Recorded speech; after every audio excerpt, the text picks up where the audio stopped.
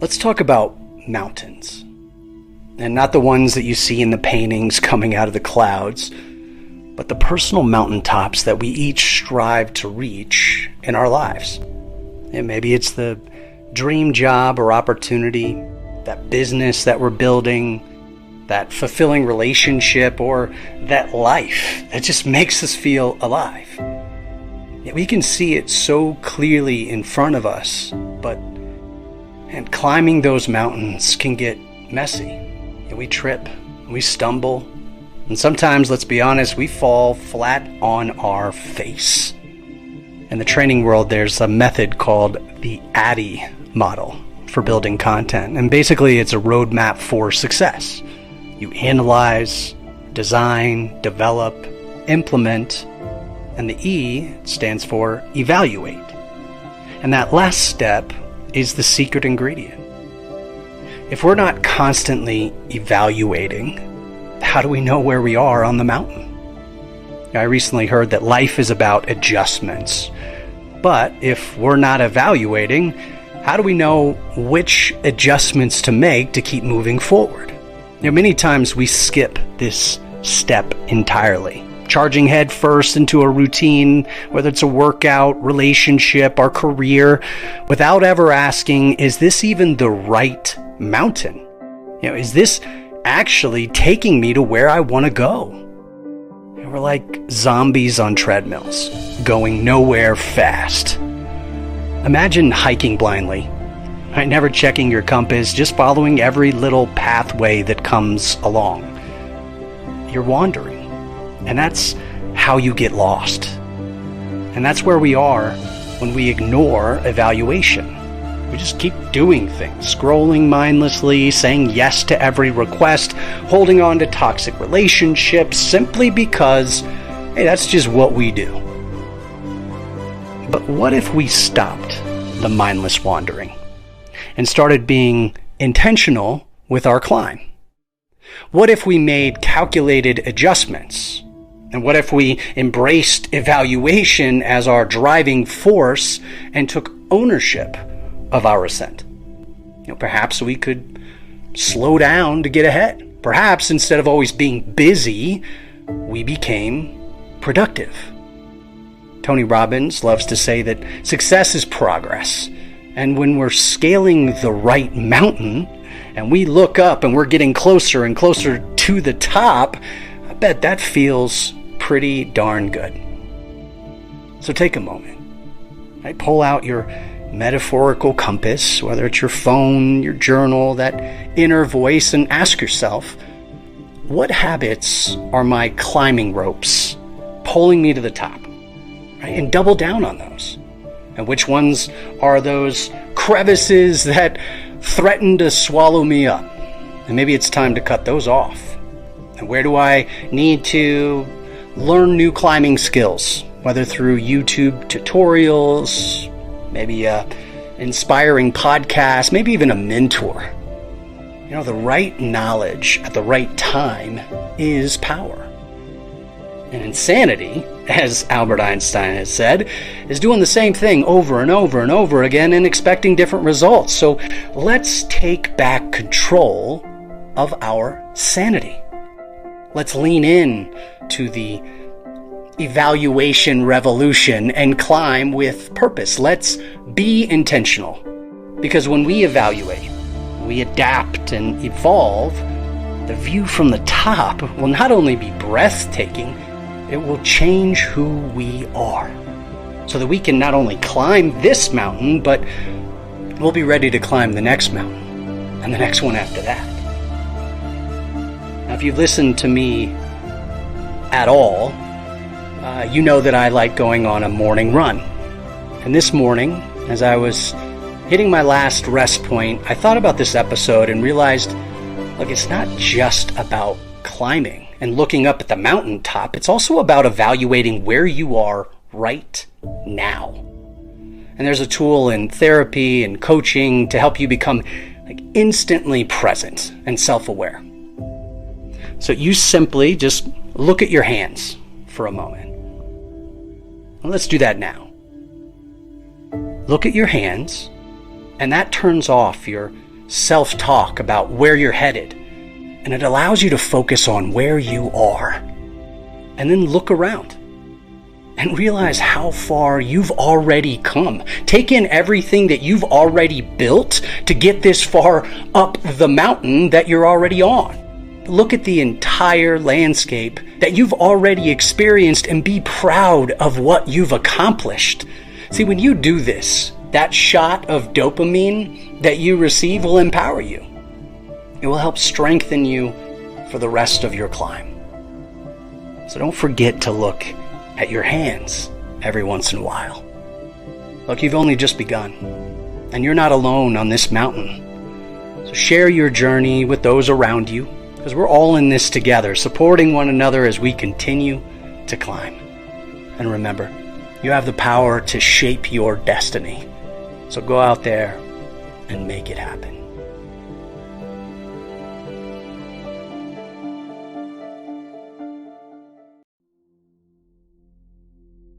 I want to encourage you to become a shopping list person. When you go to the grocery store, there are two scenarios. Either you have a shopping list or you don't. And what happens? If you have the shopping list, you've been adding things, maybe with Alexa, add this, add that. So you walk in and now you have a shopping list. You go to the aisle, maybe you look for a quick sign, or perhaps you ask someone, but you know where you're headed. After you grab each item, you check it off, and item by item, you get this rush. And then, at the end, when you check out, you feel complete. You have everything you need. Then the opposite scenario. When you walk into the grocery store without a shopping list, what happens? You wander. Especially if you're hungry, you're in trouble. Start grabbing things you likely don't need and might spend extra time just wandering up and down the aisles looking for items that might come to mind. You don't really ask anybody anything because you're not really sure what you're looking for. So you're grabbing things, putting them in the cart. And when you check out, well, now you have a bunch of things that you don't need. You walk out and immediately it's like, I have the cookies, but I forgot the milk. And so in life, we have the same opportunity. You know, the grocery store is obviously an analogy for our life. It represents that. And there are things out there. There are aisles and aisles of possibilities, guides along the way, people to help us find what we're looking for. But if we haven't created a shopping list of what we want, of what we're after, then we're just wandering. And after every event, we say, if I only would have, I forgot this. And we want to go back, but it's just easier to move forward. So we go through life and these wandering moments constantly stack up. And they become who we are and what we have and where we are in life. So I invite you to become a shopping list person. Shift your perspective, shift a little bit of your activity so that you're intentional when you walk into that grocery store, whether in your personal life, professional life, your sales career, your goals. Start adding things to your shopping list. And when you arrive at the grocery store and you pop it open, you go for exactly what you want.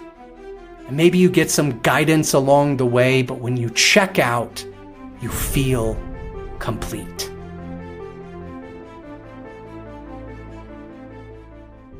It's undeniable that belief and action are two key ingredients for success. Yet, we often underestimate the impact of that tiny word, can. But it holds tremendous power when it comes to unlocking our performance and our potential. I remember listening to Tony Robbins years ago, and he said, quite simply, look, when you must, your mind and your body says, okay, I can and I will. So when you must, you can. I think about someone on a performance improvement plan, right? They're given 2 weeks to turn it around, and all of a sudden the light goes on, the activity changes, and they turn it around. When you must, you can. Research in psychology confirms the influence of belief on our performance, I was reading a study by Dr. Aaliyah J. Crum and her team at Stanford, and they revealed that belief can activate the body's self-healing mechanisms, leading to improved physical health. So when participants believed that they were receiving an effective treatment, they experienced significant symptom relief, even though they were given a placebo. This simple study just demonstrates the profound impact of belief on our well-being. As our mindset can be the catalyst for extraordinary results. Theodore Roosevelt once said, "Believe you can, and you're halfway there." See, these words encapsulate the truth that our beliefs shape our actions and our outcomes. I mean, imagine those times in our life when we are wholeheartedly embracing that growth mindset, right? We are all in. We view challenges as opportunities for growth. We take proactive steps to enhance our skills. Our unwavering belief in our potential fuels our motivation, our resilience, and the ability to surpass any target that's in front of us. We're like a superhero, right? We're unstoppable. And in those moments, we become the driving force behind our success. Then, when we take that belief and add action to it, it's like a secret recipe or gas on a flame, right? That simple combination is where the magic happens. And that's why the two go together so well, belief and action. There was another study coming out of Dominican University of California, and Dr. Gail Matthews found that individuals who wrote down their goals and action steps were significantly more likely to achieve them compared to those who just thought about their goals. She concluded that writing activates the subconscious mind, solidifying commitment and focus. So belief, followed by action, works. Then you add in the right motivation, and all of a sudden, when you must, you can. So let's put these simple insights into action right now. Wherever you are, if you can, pause this for just a second, grab a pen, paper, open your notes up, even do a voice memo, whatever works for you, but I want you to write down, articulate your goals. And it doesn't have to be too structured, don't overthink it, but write down both short and long-term goals. Can be professional, can be personal, but then outline the specific action steps necessary to achieve them. Break it down into manageable tasks. If you already have this, just get it out so that you can have it in front of you and review it. But as you write, as you articulate this, immerse yourself in the belief that you can accomplish these objectives. Envision the excitement of getting closer and closer to knocking out one goal at a time. Feel the satisfaction of surpassing your targets and the positive impact you can make on the lives of others. And let that belief guide your actions. Remember, belief simply sets the stage for success, but it is the integration of belief with deliberate action that propels us forward. So, commit to your plan. Take consistent steps and persist in the face of challenges. Gandhi has this amazing quote that I love. It's one of those that you can hang up on the wall or tweet out. He says, "Your beliefs become your thoughts. Your thoughts become your words become your actions become your habits become your values, and your values become your destiny." You were made for something incredible, and you have what it takes to make it happen. So keep believing, keep striving, keep going, and you'll never stop achieving your goals. Be intentional and take deliberate action, and remember, you have the power to shape your destiny. Now go out there and make it happen.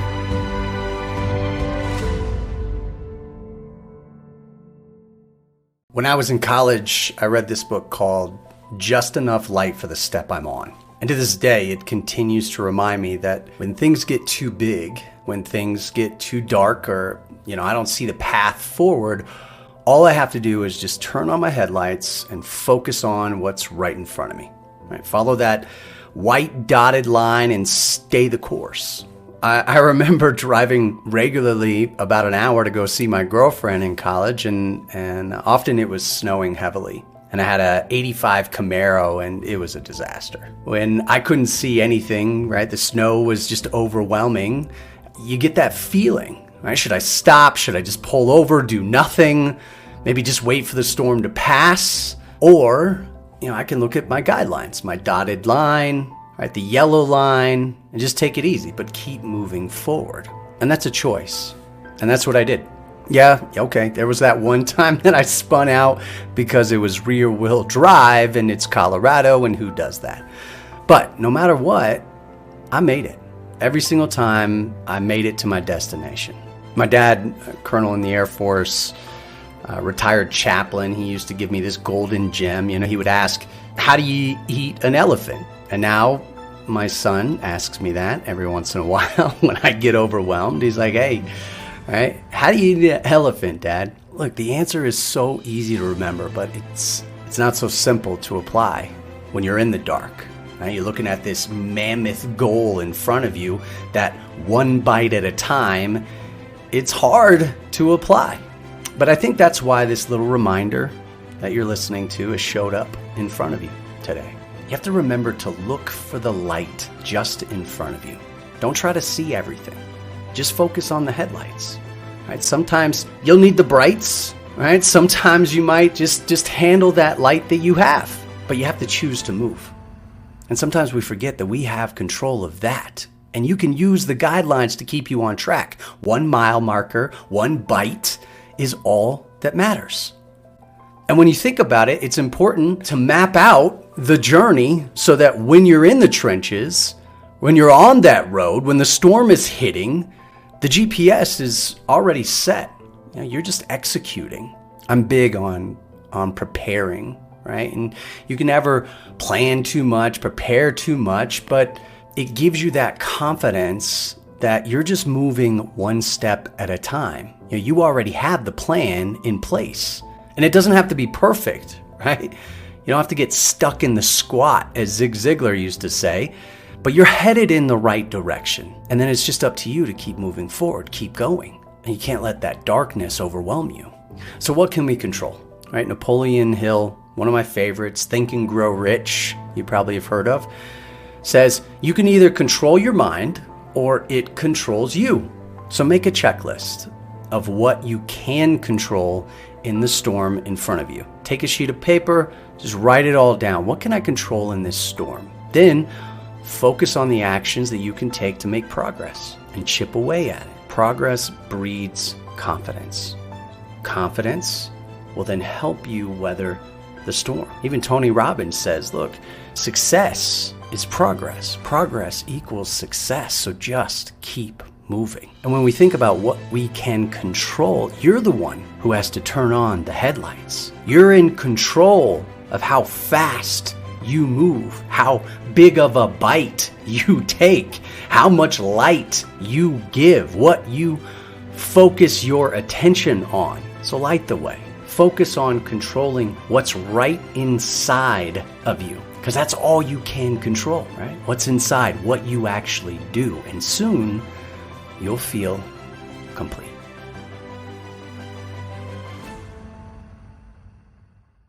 Imagine driving down a scenic road, filled with twists and turns, hills and valleys. But ahead you notice a traffic jam.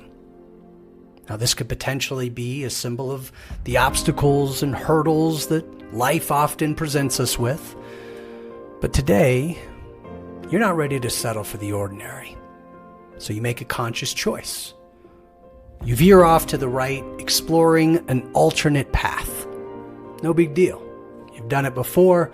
You're not afraid to go against the flow, to take a road less traveled. It's like embracing the unknown, stepping out of your comfort zone and challenging yourself to grow. Now, as you go along this uncharted territory, a sense of freedom comes over you, right? You realize, man, they were right when they said that life is not about the destination, but about the journey itself. But this story is about something else. You see, we have to be careful because throughout this journey, we have choices. When the road ahead is filled with obstacles or roadblocks, traffic, maybe an uphill climb, It's easy for us to look for that off-ramp, that shortcut. And there's a temptation to constantly seek shortcuts in other areas of our life as well, to take the easy way out. But here's the truth. Shortcuts may provide temporary relief, but they seldom lead to true fulfillment. The key lies in embracing the challenges ahead and staying committed to our chosen path. While we see others chasing shortcuts, we stay put. Lily Tomlin, famous actress, says, "The road to success is always under construction." And I love this because it seems like I'm always seeing construction everywhere I go. I remember a 2 to 3 year construction project from Colorado Springs to Castle Rock. We used to live in Castle Rock, now we're in the Springs, and they were widening the lanes and creating a toll road. But look, for that 2 to 3 year stretch, it seemed like they were never going to be done. So we just sat there. And I can't tell you how many times I tried to take a shortcut only to find that everyone else was doing the same thing, and it just took me twice as long. It was frustrating. But life's journey is a series of twists and turns, just like the road we're navigating. And it's natural to encounter setbacks and moments of doubt and frustration with the road ahead, but those who achieve greatness are the ones who keep going. They move forward, straight ahead, who focus their energy and drive forward, no matter what. In football, we talk about moving north and south instead of east and west. Dancing side to side, trying to find the open lane, but just making progress by moving straight ahead. And sometimes that means we have to get really clear on why we're on that road to begin with. Steve Jobs famously said, "The only way to do great work is to love what we do." But when we're passionate about our journey, about the path that we've chosen, we find the strength to persevere. We find the strength to overcome any obstacles that come our way. We don't need a shortcut. We don't need an off-ramp. So let's shift our mentality. Embrace the power of focus. Instead of constantly seeking shortcuts, commit to the path we're on and relish every moment along the way. Remember, it's not about reaching the destination first. It's about growth, the lessons and the experiences that we encounter. Jim Rohn, one of my favorite motivational speakers, talks about who we become along the way. That is what really matters. So keep moving straight ahead and become more through this journey. And always remember, the only limits in life are the ones that we make. So we can't let fear and uncertainty hold us back. We have to embrace the challenges, push through the discomfort, and unlock our full potential. I love to take the road less traveled, but if I'm doing it to find the easier way, to find the shortcut, I'm doing it for the wrong reason, and that will never pay off. I say we have to be careful because that will easily slip into other areas of our life, and we find ourselves always looking for the easy way. When someone says, make money fast, we click that button. When they say, find my no money down opportunity, we chase that opportunity.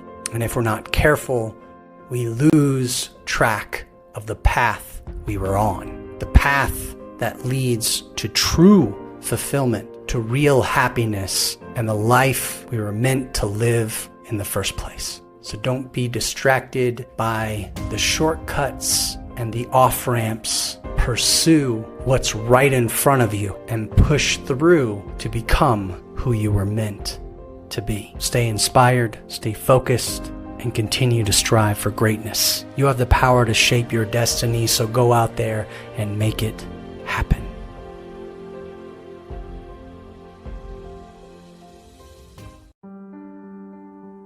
I want to tell you about an encounter I had on my morning run. Now, this one taught me a valuable lesson. I was about halfway, coming up on one of my rest points, when out of the bushes came a cow. Now, this is unusual to say the least. I've never seen or heard a cow in my neighborhood, so I was a bit shocked. But then she started yelling at me, like long sustained cries. Basically telling me, look, you need to back up or I'm going to charge. I don't even know what that would look like. So yeah, I slowed down and then backed off slowly. You'll come to find out the whole situation wasn't about me at all. When I looked a little closer, I saw a calf behind the bushes. She was just protecting her kid. Then as I stepped back even further, I realized she had a whole herd of about 20 or 30 cows that were on the loose, and they had broken away from the herd. So she was just trying to find her way back while also protecting her calf from getting hurt or more lost. I had no idea, and my first instinct was to judge her for yelling at me.